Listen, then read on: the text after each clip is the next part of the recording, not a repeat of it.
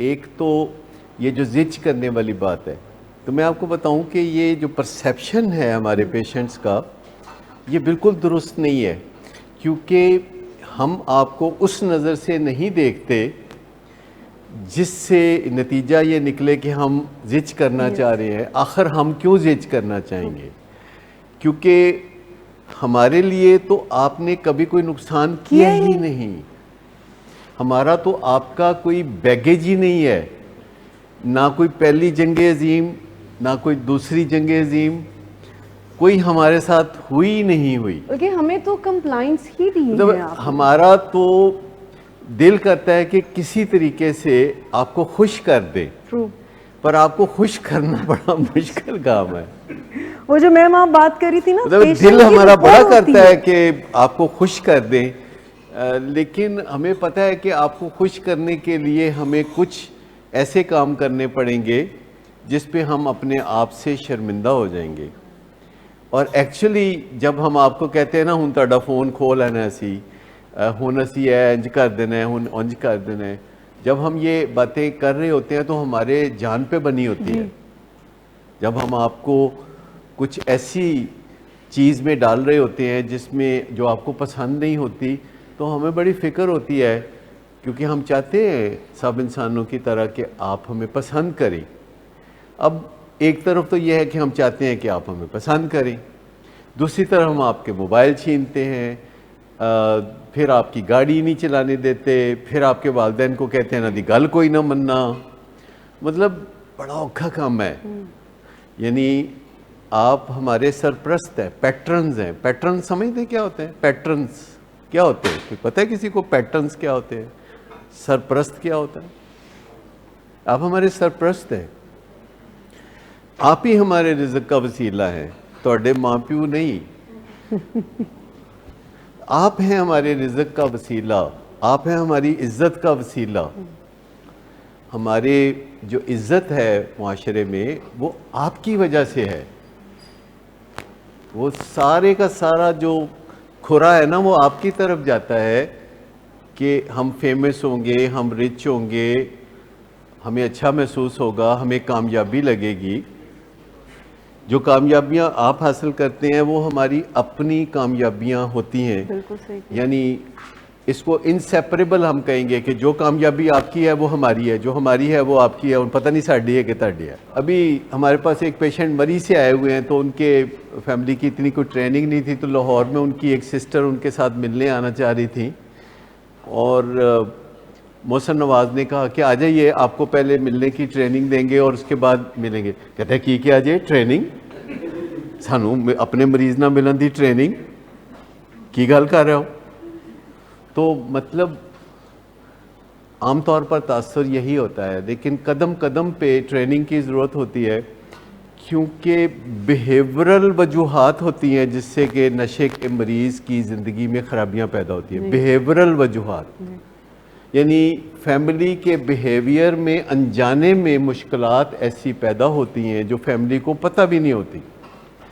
جسے ہم کہتے ہیں نا we teach people how to treat اس.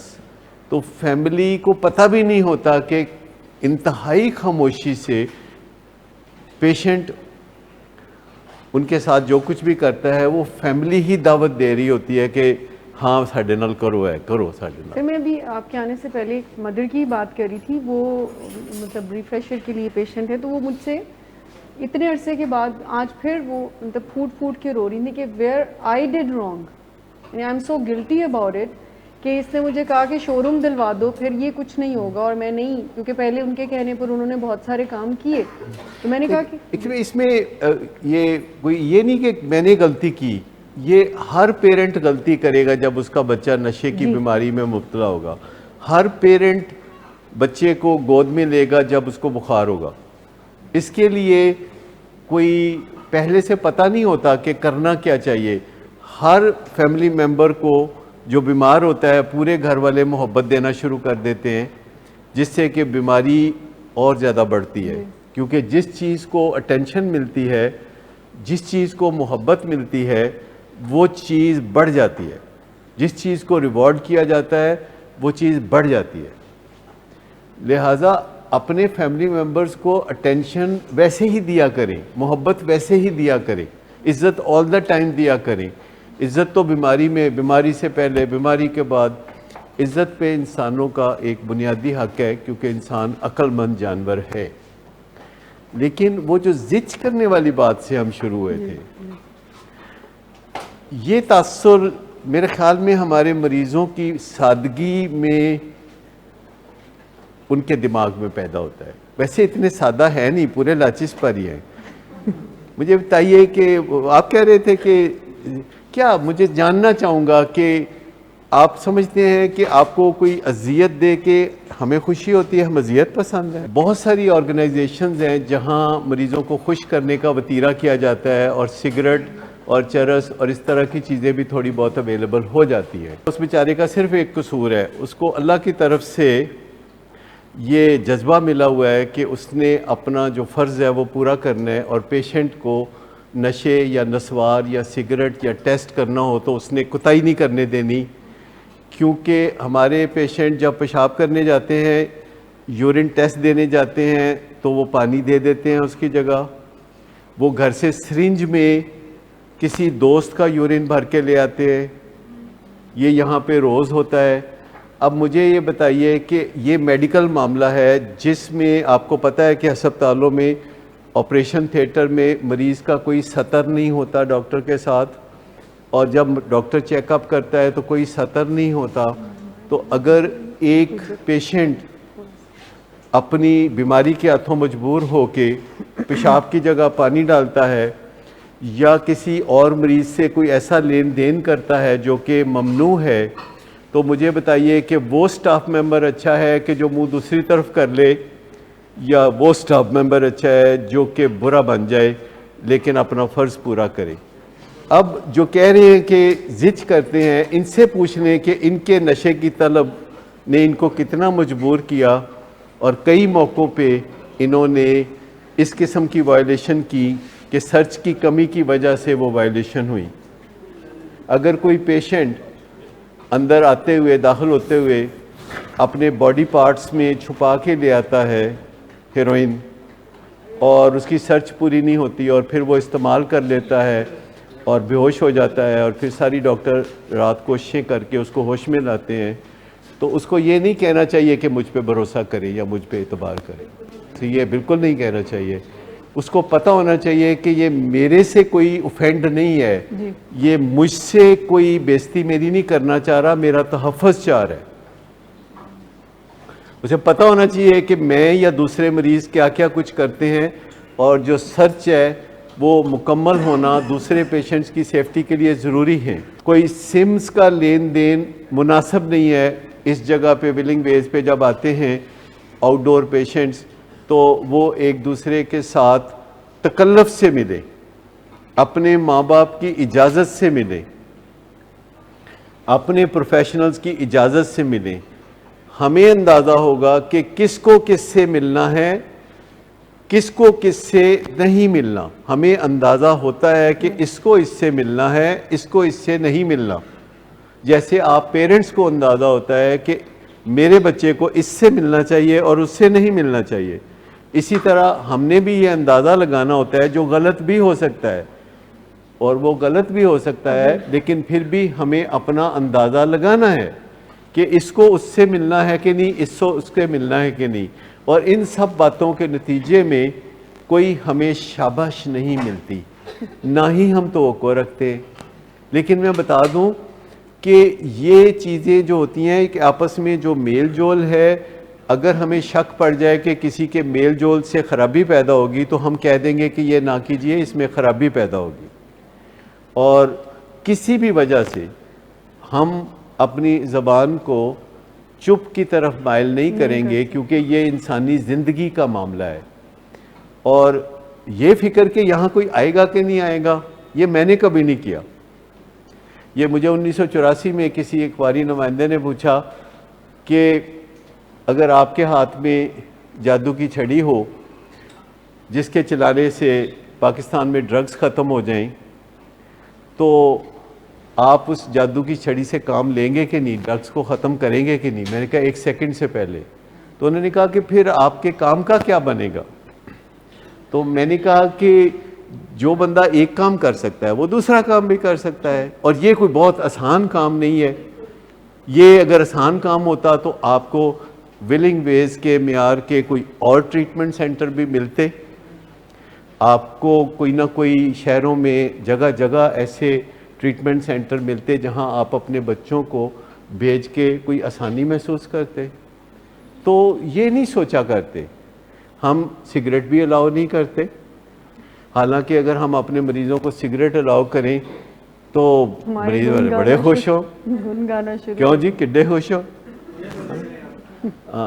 کیا رونق لگی رہے، برگولے اٹھ رہے ہوں دھوئیں کے.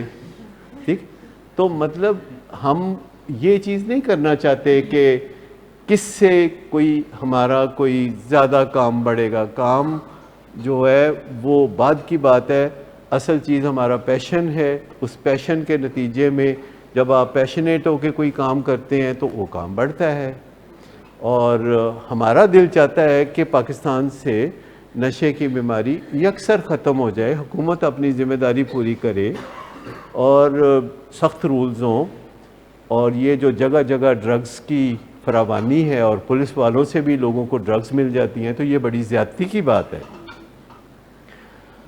اگر آپ سوچیں کہ اچھا جی پھر میرا کی بنے گا، تو اگر کوئی سپاہی سوچ لے جو چوک میں ٹریفک کنٹرول کر رہا ہوتا ہے کہ کسی نے آ کے مجھے موٹر سائیکل مار دی یا گاڑی مار دی تو میرا کی بنے گا، یا سرحد پہ کوئی فوجی سوچ لے کہ میرا کی بنے گا، تو مجھے بتا دیں کہ پھر یہ کورونا کے وارڈ میں جو ڈاکٹر کام کرتے ہیں تو وہ گھر سے سوچے کہ میرا کی بنے گا، اور ٹی بی کے وارڈ میں میرا کی بنے گا. تو ڈاکٹرز یا کوئی بھی شہری جو ذمہ دار ہوتے ہیں وہ یہ نہیں سوچتے کہ میرا کی بنے گا، وہ یہ سوچتے ہیں کہ میرا فرض کیا ہے. تو آپ کے دل میں تھوڑا سا ہمارے لیے صفائی کی ضرورت ہے، تھوڑا سا آپ کی طرف سے ہمیں محبت کی ضرورت ہے.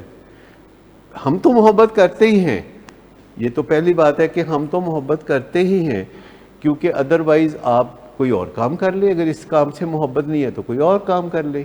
دنیا میں کوئی کاموں کی کمی ہے، کوئی بیوٹی پارلر کھول لیں، کوئی زیورات کی دکان کھول لیں، کوئی اور کام کر لیں. دنیا میں کاموں کی کوئی کمی تو نہیں ہے. اور کچھ نہیں تو کاموں کی چلے جائیں، کچھ نہ کچھ تو کر ہی لیں گے. تو دل کو اچھا بنائیں، دل کو کھٹا نہ بنائیں. اور اگر ہم آپ سے تھوڑی بہت تنقید کرتے ہیں تو اس کی ضرورت ہے، کیونکہ آپ کے ابا بہت ہی نرم دل ہے، آپ کو پتہ ہے نا اس بات کا.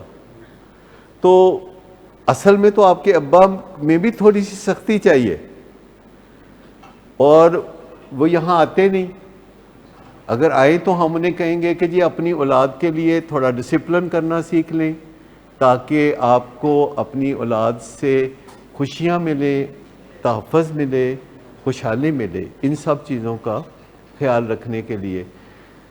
دوسری بات میں شمائلہ کہہ رہی تھی کہ میں چنگی بھلی سادہ جی ہونی سا، تو یہ سب کی فیلنگ میرے خیال ہوگی، جو بھی یہ ہم سب کی فیلنگ ہے.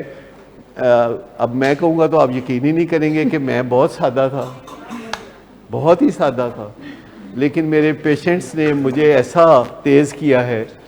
یعنی میرے تو ٹیچر ہیں، میں تو ان کی، میں تو استادوں کی طرح ان کی عزت کرتا ہوں کہ یعنی ایسے اسباق پڑھے ہیں جو کہ کہیں اسکول کالج یونیورسٹی میں پڑھائے نہیں جاتے، زمانہ پڑھاتا ہے.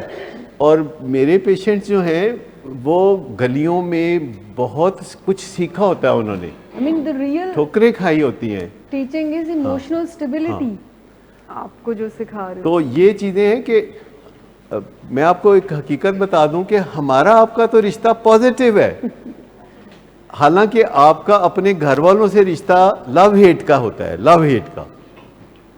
پر ہم تو صرف آپ سے محبت کرتے ہیں، ہم آپ سے ہیٹ نہیں کر سکتے، کیونکہ آپ نے ہمیں ہیٹ کرنے کے لیے کوئی ریزن نہیں دیا. مجھے بتائیں، آپ سب نے اپنے گھر والوں کو ہیٹ کرنے کے ریزن دیے نا، اور محبت کرنے کے ریزن بھی دیے. آپ ہر روز اپنے گھر والوں کو محبت کرنے کے ریزن دیتے ہیں، ہر روز اپنے گھر والوں کو نفرت کرنے کے ریزن دیتے ہیں. کبھی وہ کھپتے تپتے نظر آتے ہیں، کبھی وہ محبت سے آپ کے جنون میں مبتلا نظر آتے ہیں. ہمارے ساتھ آپ نے کچھ برا نہیں کیا. ہمارے ساتھ آپ نے کیا کیا؟ مجھے بتائیں کیا کیا؟ ہمارے ساتھ تو اچھا ہی کیا ہے آپ نے. یعنی ہماری تو عزت ہی کرتے ہیں، ڈاکٹر صاحب کہہ کے بلاتے ہیں اور بڑے پیار سے بلاتے ہیں، بڑی عزت کرتے ہیں. اور میں تو حیران ہوں، پتہ نہیں کون کہتا ہے کہ یہ نشے کے مریض جی عزت نہیں کرتے. میں نے تو ہمیشہ دیکھا بہت عزت کرتے ہیں.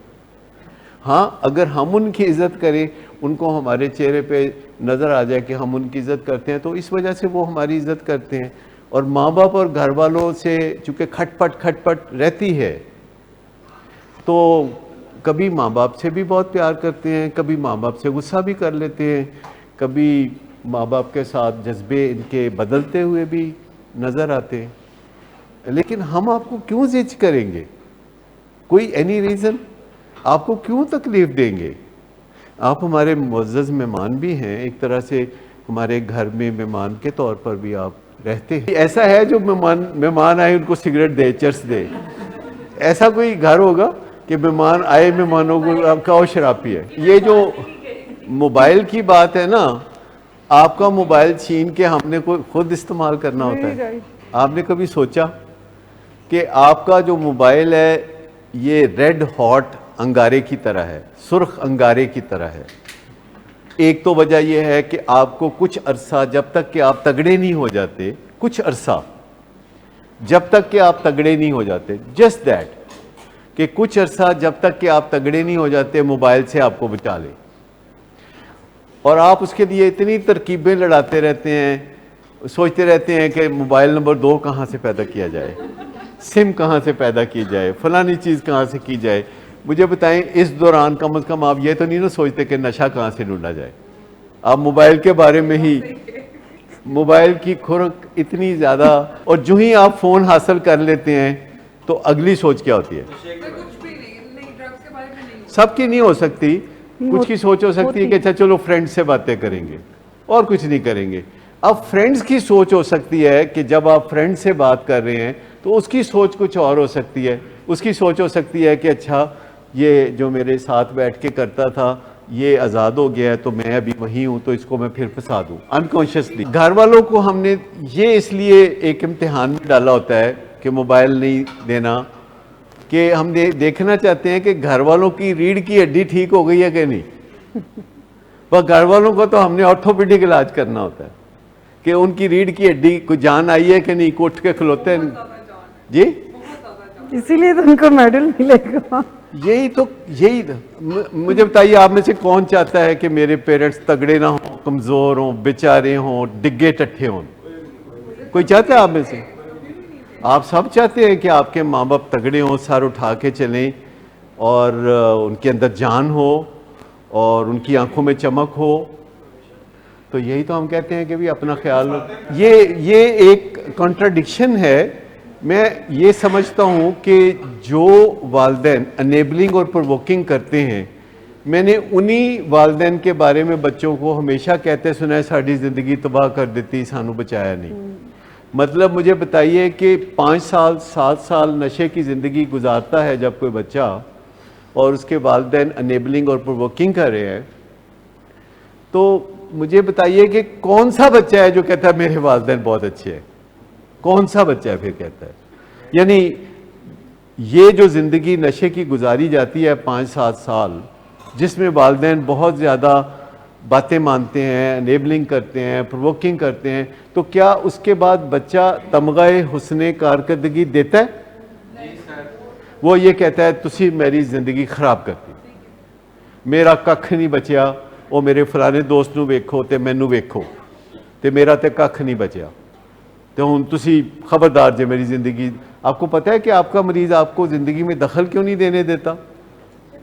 کیونکہ اس نے دیکھا ہوتا ہے کہ آپ کے دخل دینے سے بات ٹھیک نہیں ہو رہی. کہتا ہن نہیں دخل دینا. وہ اپنے آپ نو بڑا فلاسفر سمجھتا. پھر کہتا ہن ویسے میں نشہ چھاڑ دینا ہے تاکہ آپ کا فکر بھی تھوڑا دور ہو جائے. یہ ایک سمپل سی بات ہے. عوام بھی تگڑے حکمران پسند کرتے ہیں.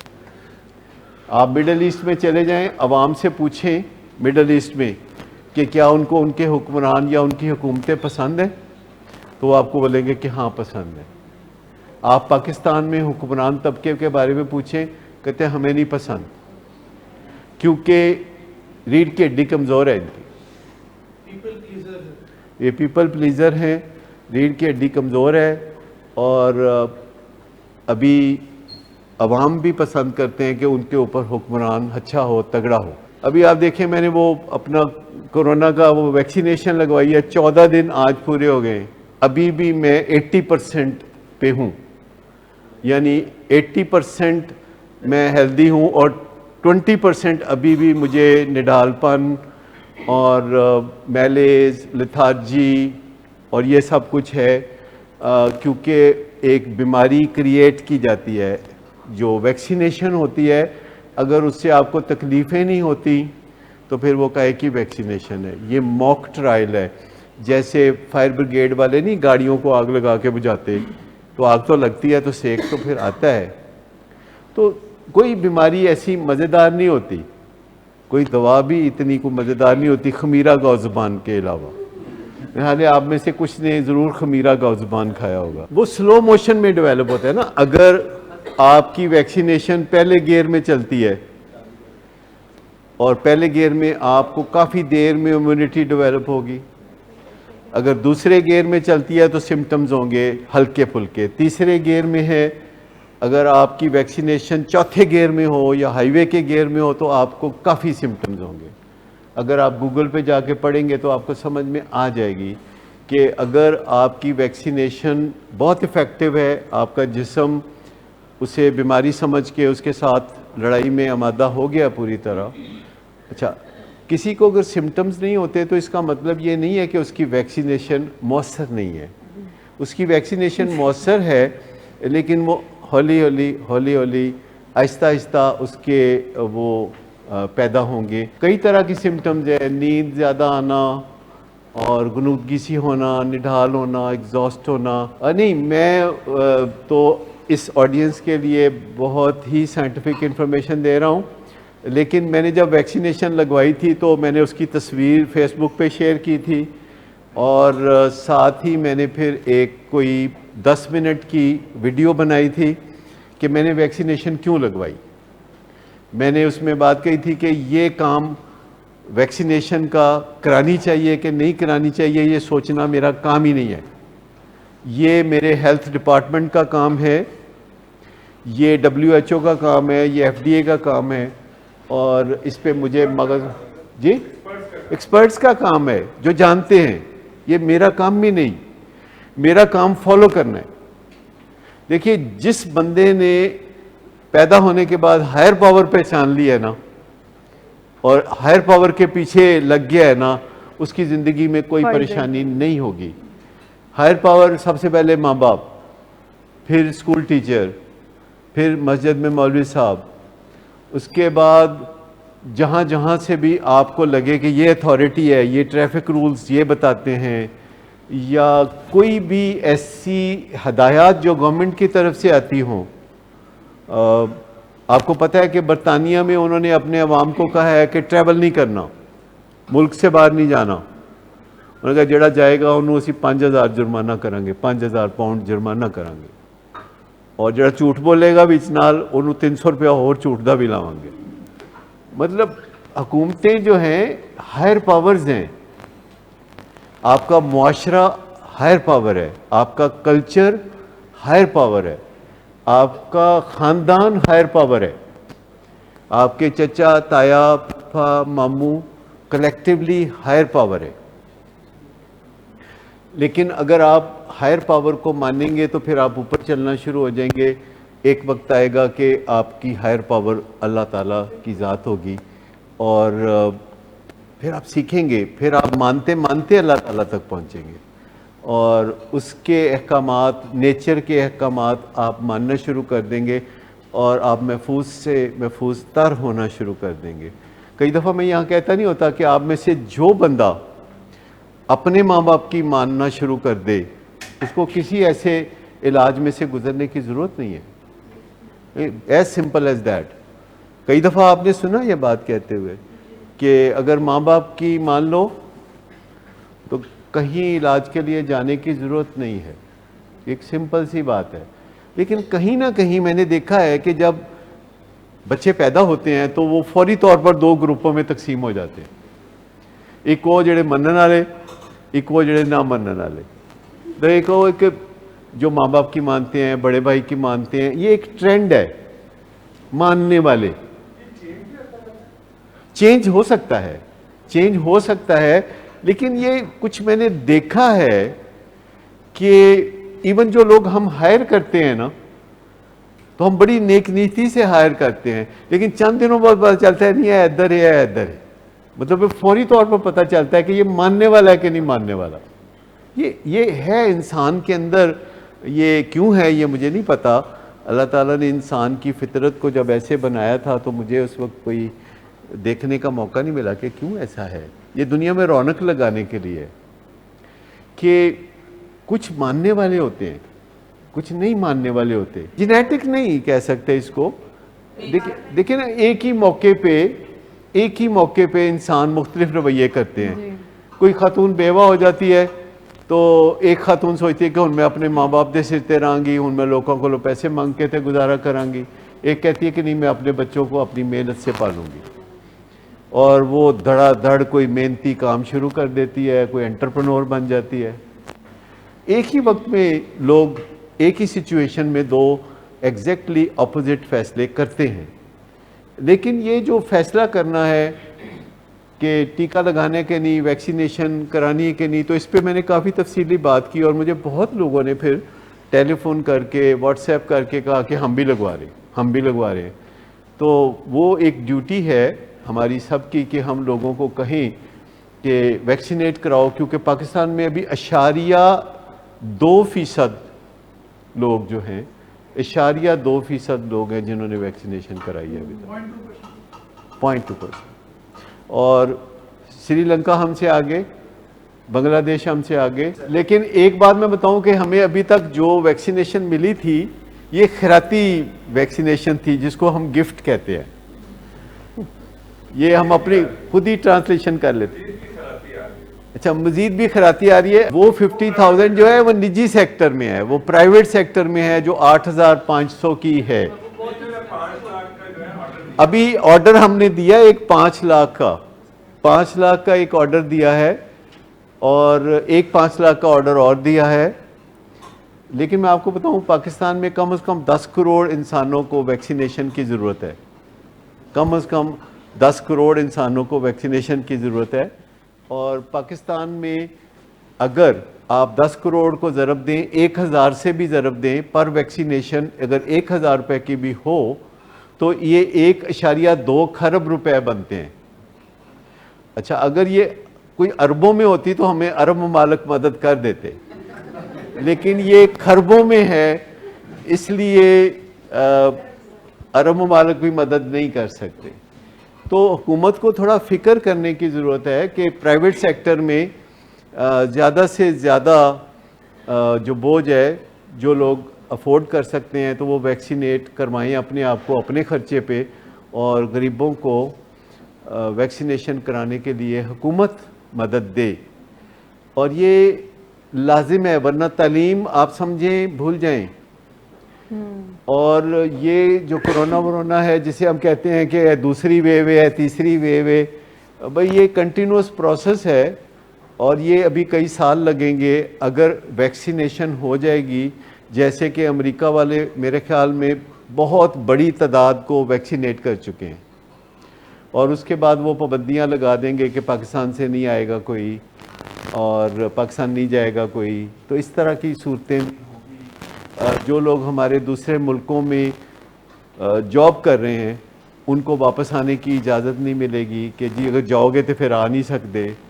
تو یہ انسان کا ایک بہت بڑا امتحان ہے جسے ہم کرونا وائرس کہتے ہیں، اور یہ جو بہت بڑا امتحان ہے انسانوں نے اس میں پاس ہونا ہے. دیکھیے، انسانوں کی زیادہ تر سیلف اسٹیم لو ہوتی ہے، اور وہ سمجھتے ہیں کہ اگر وہ نہ کریں گے تو وہ دوسرے کی گڈ بکس میں نہیں رہیں گے. جب آپ کا بچہ آپ سے برگر مانگتا ہے اور آپ کہتے ہیں ایل فار برگر، اور بچہ کہتا ہے یو آر دی بیسٹ موم، اور جب آپ برگر کو نو کہیں گی تو then you will not be the best mom. So you cannot risk your status. یہ ہے نا وجہ.